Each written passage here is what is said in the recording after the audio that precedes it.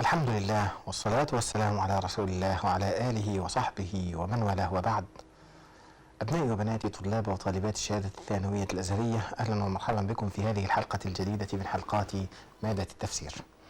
قبل أن نبدأ في كلامنا يجب علي أن أهمس في آذانكم، بل في آذان المشاهدين جميعا، بأمر مهم. إذا كنا نتكلم عن تفسير كلام ربنا تبارك وتعالى، فيجب أن نضع نصب أعيننا أن كلام ربنا لا يعرف عن طريق المعاجم، لا يفسر عن طريق المعاجم، إنما هي لغة العرب تفهم عن طريق أداءات العرب وكلام العرب. ما أعنيه؟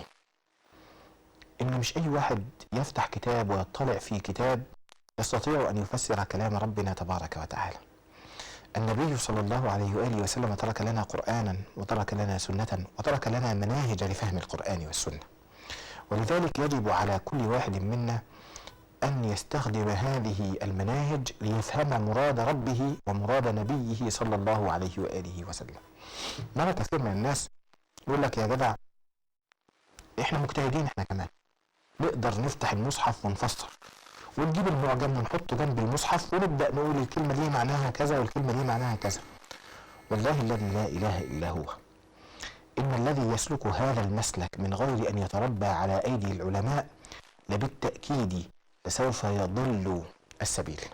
سوف يضل السبيل، لأن الموضوع مش موضوع كلمة ومعناها، الموضوع كيف يستطيع الإنسان أن يفهم مراد الله تبارك وتعالى. هنرى ذلك لما يجي الصحابي ويسمع قول الحق تبارك وتعالى: حتى يتبين لكم الخيط الأبيض من الخيط الأسود من الفجر، تاكل وتشرب لحد ما تبين ليك الخيط الأبيض من الخيط الأسود. فيجي الصحابي يجيب خيط أبيض وخيط أسود ويبدأ يحطهم تحت المخدة، وكل شوية يقوم كده يبص، مش عارف ده الأبيض ولا ده الأبيض، فياكل. يجي الفجر وصاحبنا ياكل لحد ما تشرق الشمس ويبدأ يشوفه، فيبين له النبي صلى الله عليه وآله وسلم أن هذا فهم سقيم، وأن هذا ليس المراد من قول ربنا تبارك وتعالى: حتى يتبين لكم الخيط الأبيض من الخيط الأسود من الفجر، وإنما الخيط الأبيض هو ضوء الفجر. إذن كلام ربنا لا يعرف عن طريق المعاجم. علشان كده احنا بندرس لأبنائنا في الأزهر هذه الكتب اللي تلقى فيها العلماء العلم كابرا عن كابر، عن مشايخهم وعن علمائهم، حتى وصلوا إلى صحابة رسول الله صلى الله عليه وآله وسلم. أبنائي وبناتي، أطلت عليكم، هيا بنا نبدأ.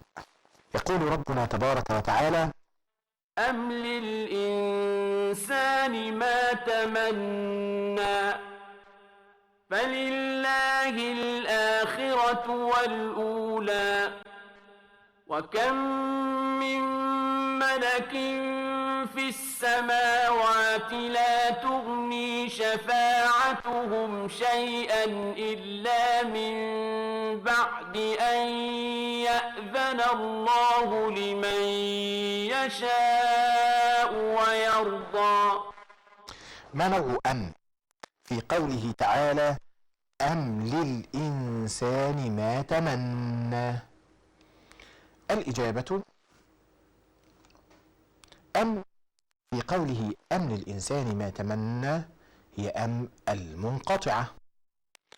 طيب الهمزة بقى، ما معنى الهمز في قوله تعالى أم للإنسان ما تمنى؟ الإجابة: الهمزة فيها للإنكار، النفي. الإنكار يعني النفي، ليس يعني للإنسان ما تمنى. طيب ما معنى الآية بقى كلها؟ أم للإنسان ما تمنى. الإجابة: الآية تعني ليس للإنسان، والإنسان هنا ليس المقصود منه جنس الإنسان، إنما المقصود منه إنسان محدد وهو الإنسان الكافر. ليس للكافر ما يتمناه. هو الكافر بيتمنى إيه؟ بعض العلماء يقول لي الكافر بعضهم يتمنون شفاعة الأصنام، يقولون هؤلاء شفعاؤنا عند الله. وفي آية أخرى: ما نعبدهم إلا ليقربونا إلى الله زلفى. فليس لهم هذه الأمنية، لن تتحقق هذه الأمنية لهم أن تشفع لهم الأصنام عند الله يوم القيامة. وقيل تمنى بعضهم أن يكون هو النبي. لو تفتكروا كده الآية اللي بتقول: وقالوا لولا نزل هذا القرآن على رجل من القريتين عظيم. كان يتمنى أن يكون نبيا، أن ينزل الوحي إليه، واستكبروا أن ينزل الوحي على رجل لم يعرف بينهم بأنه من الأغنياء أو من السلاطين أو ما شابه ذلك، ولذلك تمنى بعضهم أن يكون هو النبي. ما المقصود بالآية التالية؟ فلله الآخرة والأولى. الإجابة قوله تعالى: وكم من ملك في السماوات لا تغني شفاعتهم شيئا إلا من بعد أن يأذن الله لمن يشاء ويرضى. يعني أيها المشركون، أيها الكافرون، أمر الشفاعة ليس هكذا يعني مفتوح على مصراعيه، أمر الشفاعة ضيق، فإن الملائكة الذين لا يعصون الله ما أمرهم ويفعلون ما يؤمرون، مع قرابتهم، مع قربهم وكثرتهم، وأنهم لا يعصون الله أبدا، مع ذلك هم لو شفعوا بأجمعهم لأحد لم تغني هذه الشفاعة عن هذا الشخص شيئا قط، ولا تنفع شفاعتهم إلا إذا شفعوا من بعد أن يأذن الله لهم في الشفاعة لمن يشاء الله تبارك وتعالى أن يشفع فيه أحدا من خلقه. ولذلك يقول: إلا من بعد أن يأذن الله لمن يشاء ويرضى، يعني ويرضاه ويراه أهلا لأن يشفع له هؤلاء الملائكة. فإذا كان الملائكة هؤلاء لا يشفعون إلا بإذن الله تبارك وتعالى، ولا يشفعون إلا لمن رضي الله تبارك وتعالى لأن يشفعوا له، كيف تشفع هذه الأصنام لعابديها عند ربنا تبارك وتعالى هم كانوا يعبدونها من دون الله؟ تنتقل الآيات مرة أخرى ليقول ربنا تبارك وتعالى: إن الذين لا يؤمنون بالآخرة ليسمون الملائكة تسمية الأنثى وما لهم به من علم إن يتبعون إلا الظن وإن الظن لا يغني من الحق شيئا فأعرض عن من تولى عن ذكرنا ولم يرد إلا الحياة الدنيا ذلك مبلغهم من العلم إن ربك هو أعلم بمن ضل عن سبيله وهو أعلم بمن اهتدى. المشركين يسمون الملائكة بأنهم بنات الله. السؤال الأول: ما معنى إن الذين لا يؤمنون بالآخرة؟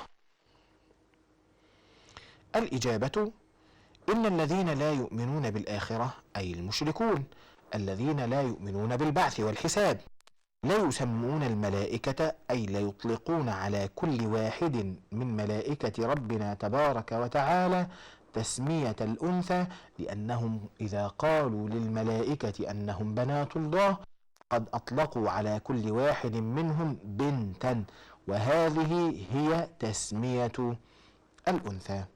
ما المقصود بقوله وما لهم به من علم؟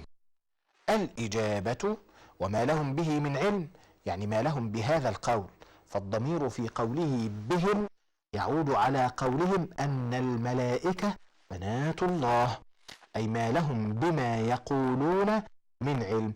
هم يتبعون الظن ولا يتبعون الحق ولا العلم. في قراءة تانية: وما لهم بها يعني بالملائكة، لا يعلمون عن الملائكة شيئا، هم يقولون هذا الكلام جزافا. ما المراد بالظن في قوله تبارك وتعالى إن يتبعون إلا الظن؟ الإجابة: قوله تبارك وتعالى إن يتبعون إلا الظن، المقصود بالظن هنا تقليد الآباء. وجدوا آباءهم يقولون أن الملائكة بنات الله فقالوا مثل ما قال آباؤهم، وجدوا آباءهم يعبدون الأصنام فقالوا إنا وجدنا آباءنا على أمة وإنا على آثارهم مقتدون. ما معنى وإن الظن لا يغني من الحق شيئا؟ المعنى أن الحق يعرف عن طريق العلم، إنما يعرف الحق الذي هو حقيقة الشيء وما هو عليه عن طريق العلم والتيقن، وليس عن طريق الظن والتوهم. ما المعنى المراد من قوله تعالى فأعرض عمن تولى عن ذكرنا؟ وما المراد بالذكر في قوله عن ذكرنا؟ الإجابة فأعرض يعني أعرض أيها النبي الكريم عمن رأيته معرضا عن ذكرنا، يعني عن ذكر الله، والمقصود بذكر الله هنا القرآن الكريم. أعرض عن كل من رأيته معرضا عن كتاب ربنا سبحانه وتعالى. ما المشار إليه في قوله ذلك؟ لا تقل ذلك مبلغهم من العلم. الإجابة قوله تعالى ولم يرد إلا الحياة الدنيا، ذلك مبلغهم يعني هذا الاختيار اختيارهم الدنيا ورضاهم بالحياة الدنيا، هذا هو منتهى علمهم وهذا هو اختيارهم وهذا هو الذي رضوا به. ما معنى ذلك مبلغهم من العلم؟ الإجابة هذا هو منتهى علمهم، هذا هو منتهى العلم الذي يملكونه، لأنهم يتبعون الظن ولا يتبعون الحق. السؤال التالي: ما الغرض من قوله تعالى إن ربك هو أعلم بمن ضل عن سبيله وهو أعلم بمن اهتدى؟ الإجابة حينما يقول ربنا تبارك وتعالى إن ربك هو أعلم بمن ضل عن سبيله وهو أعلم بمن اهتدى، يعني الله يعلم الضال ويعلم المهتدي ويجازيهما. يجازي مين؟ الضال ويجازي المعتدي، يجازي الضال ويجازي المهتدي، هذا يجازيه على عمله وهذا يعطيه من فضله ومنه وكرمه. يبقى ما يقول هو أعلم معناه انه سيجازي. زي ما بنسمع كده مثلا بعض الطلبه يعملوا شغف في الفصل ولا حاجه، فتلاقي الاستاذ وهو بيكتب على السبوره يقول ايه انا عارف مين اللي بيعمل كده، معناه ايه؟ ساعاقبه على هذا الذي يفعله. لما يقول هو اعلم معناه ان الله سيجازيه، وليس المراد من ذلك التمثيل والتشبيه، وانما المراد من ذلك توضيح الصوره في الذهن. تنتقل الايات بعد ذلك الى الحديث عن جزاء المسيئين وجزاء المحسنين. يقول ربنا تبارك وتعالى ولله ما في السماوات وما في الأرض ليجزي الذين أساءوا بما عملوا ويجزي الذين أحسنوا بالحسنى الذين يجتنبون كبائر الإثم والفواحش إلا اللمم إن ربك واسع المغفرة هو أعلم بكم إذ أنشأكم من الأرض وإذ أنتم أجنة في بطون أمهاتكم فلا تزكوا أنفسكم هو أعلم بمن اتقى. ما معنى بما عملوا؟ الإجابة قوله تبارك وتعالى ولله ما في السماوات وما في الأرض. لله ملك السماوات والأرض، ليجزي الذين أساءوا بما عملوا يعني بعقاب ما عملوا من السوء، أو ليجزي الذين أساءوا بسبب ما عملوا من السيئات. ما معنى ويجزي الذين أحسنوا بالحسنى؟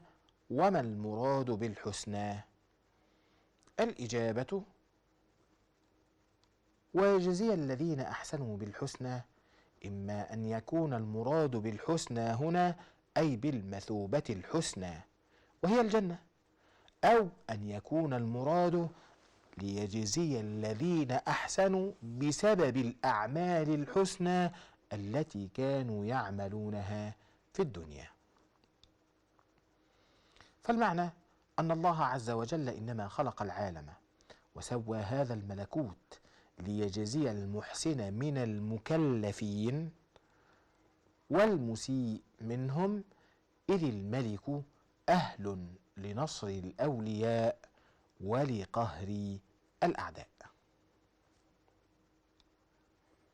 ما إعراب الذين في قوله تعالى: الذين يجتنبون كبائر الإثم؟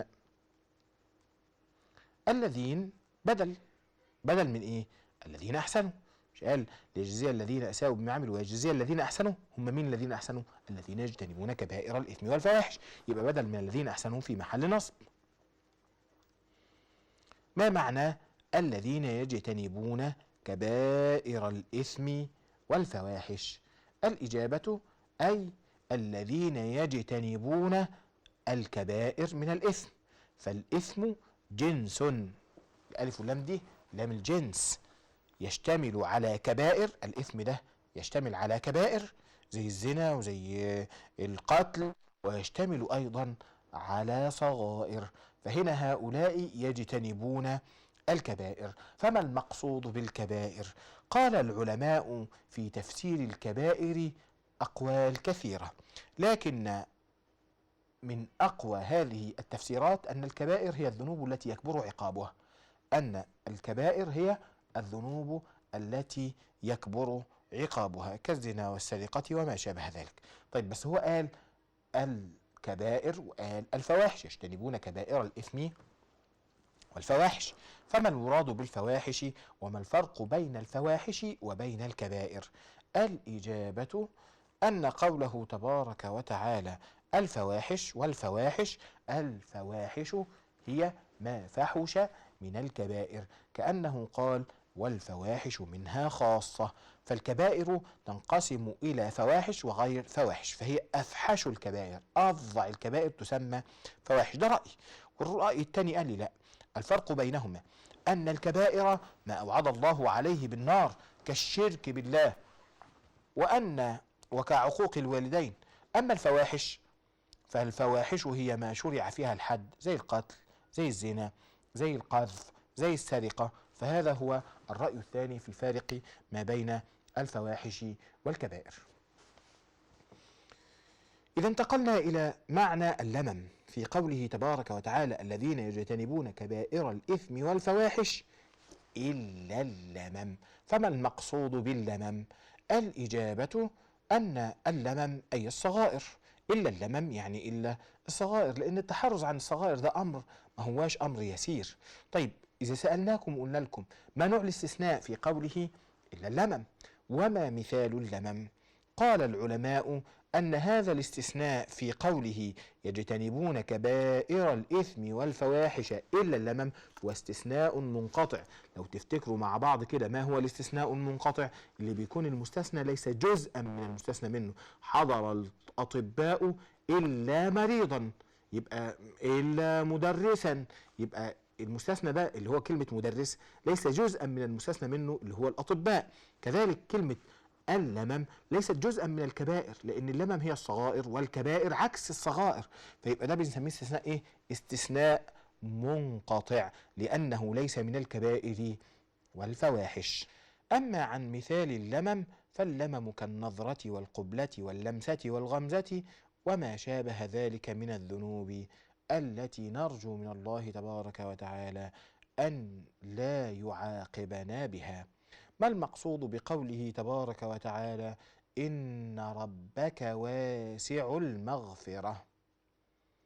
الإجابة إن ربك واسع المغفرة أي أن الله تبارك وتعالى يغفر ما شاء من الذنوب حتى من غير توبة. من المراد من قوله تعالى هو أنشأكم؟ أنشأ مين؟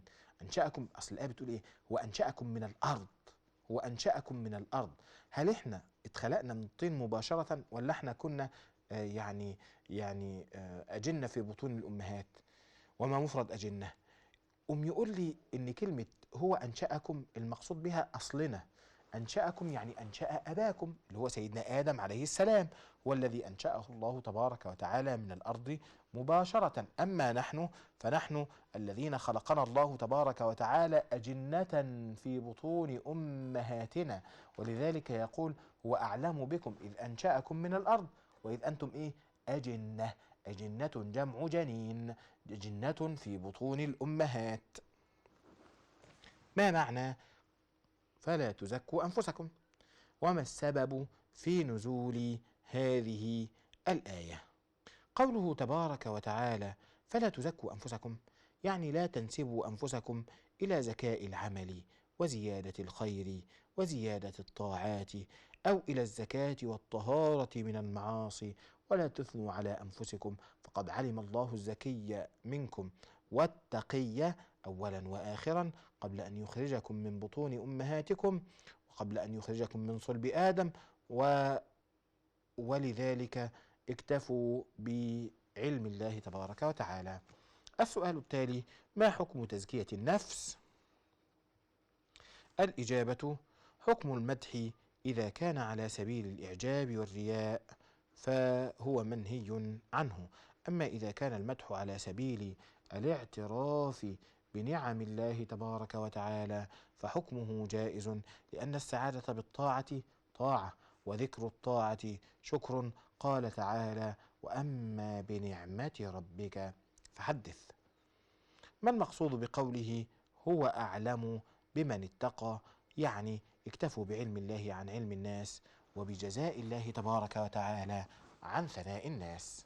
الآيات اللي معانا بتقول إن ربنا سبحانه وتعالى هو أعلم بنا، هو خلقنا، هو يعرف عنا كل شيء، هو يعلم عنا. بلاش يعرف دي، مينفعش نقول يعرف دي مع الله تبارك وتعالى، إنما نقول أن الله يعلم، لأن المعرفة تكون يسبقها جهل، إنما العلم لا.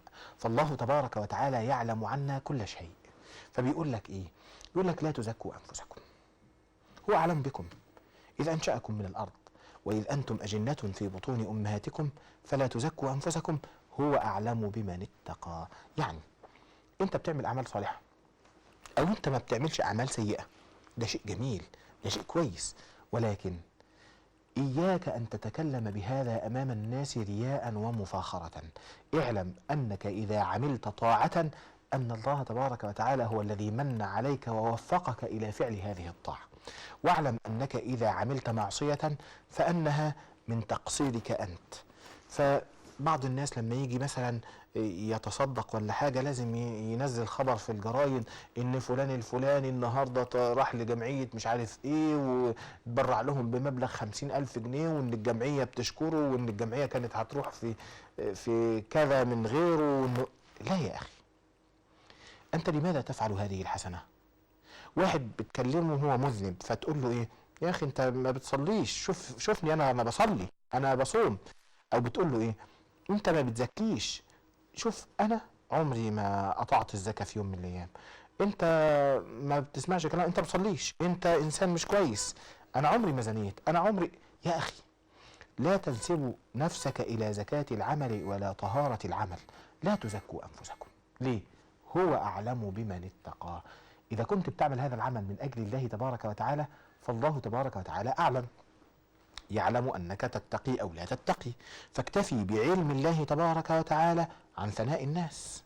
ولا أنت بتعمل عشان ثناء الناس؟ إن كنت تعمل من أجل ثناء الناس فاعلم أن الله تبارك وتعالى يقول: فمن كان يرجو لقاء ربه فليعمل عملا صالحا ولا يشرك بعبادة ربه أحدا. الله أغنى الشركاء عن الشرك. من عمل عملا أشرك فيه مع الله تبارك وتعالى أحدا آخر أعرض الله تبارك وتعالى عن هذا العمل، أو لم يقبل الله تبارك وتعالى هذا العمل، لأن الله تبارك وتعالى أغنى الشركاء عن الشرك. وذلك يقول لك إيه؟ هو أعلم بمن اتقى. اكتفي بعلم الله. إلا في حالة واحدة ممكن تحدث الناس بالخير اللي أنت بتعمله من أجل أن تتحدث بنعم الله تبارك وتعالى عليك. فواحد بيقول لك إيه؟ صليت الفجر النهارده، فبتقول له الحمد لله، يبقى أنت كده أخبرته إنك عملت طاعة، بس أنت قصدك إيه؟ أصدق من باب قوله تبارك وتعالى وأما بنعمة ربك فحدث. أبنائي وبناتي، هيا بنا ننتقل إلى آيات أخرى من هذه السورة الطيبة المباركة. أفرأيت الذي تولى وأعطى قليلا وأكدى عنده علم الغيب فهو يرى. الآيات بعنوان توبيخ بعض المشركين. يقول ربنا تبارك وتعالى: أفرأيت الذي تولى. أفرأيت، أخبرني عن هذا الذي تولى، يعني أعرض عن الإيمان بالله تبارك وتعالى، وأعطى قليلا وأكدى. فما المقصود من قوله تبارك وتعالى وأكدى؟ الإجابة قوله تعالى وأعطى قليلا وأكدى، أي قطع أعطيته وعطيته وأمسك عن ما كان يعطيه. طيب، هو السؤال اللي يرد للذهن على طول: في من نزلت هذه الآية؟ الإجابة أن هذه الآية كما روي عن ابن عباس رضي الله تبارك وتعالى عنه وأرضاه نزلت في من كفر بعد الإيمان، هذا الذي دخل في الإيمان ثم ما لبث أن ارتد عن الإيمان إلى الكفر مرة أخرى. والرأي الثاني أنها نزلت في شخص محدد، أن هذه الآية نزلت في الوليد ابن المغيرة. قيل أنها نزلت في الوليد بن المغيرة، وكان قد اتبع رسول الله صلى الله عليه وسلم، فعيره بعض المشركين وقالوا له: تركت دين الأشياخ وزعمت أنهم في النار، فقال: إني خشيت عذاب الله. فضمن له أحدهم، يعني ضمن له أحده إن هو أعطاه شيئا من ماله، ورجع إلى شركه أن يتحمل عنه عذاب الله تبارك وتعالى يوم القيامة. ففعل الوليد ذلك وأعطى الذي عاتبه بعض ما كان ضمن له، ثم بخل به ومنعه. أبنائي وبناتي، هذه قصة مهمة جدا، لازم فعلا نتوقف عنها ونشوف ازاي الإنسان ممكن يمضي في طريق الحق ثم ينقلب على عقبيه مرة أخرى ويرتد إلى طريق الباطل. يجب عليك أنك تعرف أن القلوب بيد الله تبارك وتعالى، وأن تطهر نفسك من الأهواء ومن الميول ومن النزعات، أن تتجرد للحق. الوليد رأى الحق بعينيه وقال لهم: إني أخاف الله. وقالوا: طب ادفع لنا مبلغ من المال واحنا نتعاقب بدل منك، وهو يعلم انهم على باطل، ولذلك هو دفع لهم مال بس المده قصيره جدا، وبعد كده قطع. شوف الايه بتقول ايه: واعطى قليلا واكدى. عارف كلمه اكدى دي اللي هي بمعنى قطع ما كان يعطيه، اصلها ايه؟ اصلها من اكداء الحافر. يعني ايه؟ كانوا زمان يحفروا البئر بآلات محدده، يعني آلة معينة زي ما بنحفر دلوقتي بفاس، وطبعا دلوقتي بيحفروا بمكان تقيل شوية، إنما زمان الفلاح كان يحفر بفاس، وزمان العرب كانوا بيحفروا بما يشبه ذلك من الآلات المحددة.